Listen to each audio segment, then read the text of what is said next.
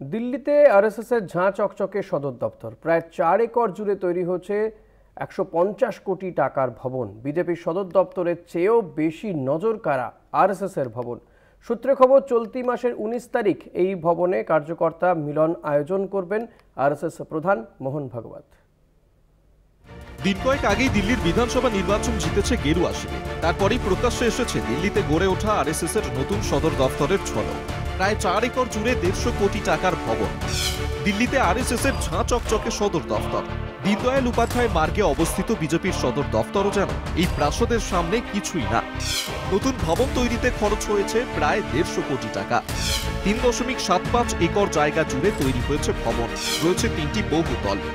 সব মিলিয়ে 300টি ঘর রয়েছে আরএসএস এর নতুন সদর দফতরে। 2018 সাল থেকে এই ভবন তৈরির কাজ শুরু হয়েছিল। ভবনের নাম রাখা হবে কেশবকুঞ্জ। ভবনে সাধনা, প্রেরণা, অর্চনা নামে 3টি টাওয়ার থাকছে। সাধনা টাওয়ারে থাকবে সমস্ত দফতর। বাকি 2টি টাওয়ার মূলত আরএসএস সদস্যদের থাকার জন্য। 2টি টাওয়ারের মধ্যে থাকবে বিশাল লন। থাকবে আরএসএস প্রতিষ্ঠাতা কেশব বেলিরামের মূর্তি। প্রত্যেকটি টাওয়ারই 12 তলা উঁচু। জানা গিয়েছে, রাম মন্দিরের অন্যতম প্রবক্তা অশোক সিংঘলের নামে নামাঙ্কিত হবে ভবনের প্রধান অডিটোরিয়াম। গুজরাটের অনুপ দাভের তৈরি নকশায় তৈরি হয়েছে আরএসএস এর সদর দফতর। অন্তত 270টি গাড়ি রাখার জায়গা থাকবে ভবনে। সব মিলিয়ে 3টি অডিটোরিয়াম রয়েছে এই ভবনে। 3টি অডিটোরিয়াম মিলিয়ে মোট 1300 আসন।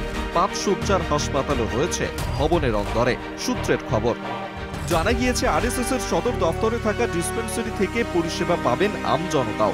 অন্তত 75,000 জন অনুদান দিয়েছেন আরএসএস এর নতুন সদর দফতর গড়ে তুলতে। দফতরের বিদ্যুতের চাহিদা মেটাতে বসানো হয়েছে সোলার প্যানেল। কাঠ ব্যবহার না করে গ্রানাইটের ফ্রেম লাগানো হয়েছে ভবনে। আরএসএস এর নতুন সদর দফতরে থাকছে গ্রন্থাগারও। গত বছরের সেপ্টেম্বর মাস থেকে এই ভবনে আরএসএস এর দফতর সরিয়ে আনার কাজ চলছিল। বুধবার সেই কাজ শেষ হয়েছে। চলতি মাসের 19 তারিখ এই ভবনে কার্যকর্তা মিলন আয়োজন করবেন আরএসএস প্রধান মোহন ভাগবত। কলকাতা টিভি।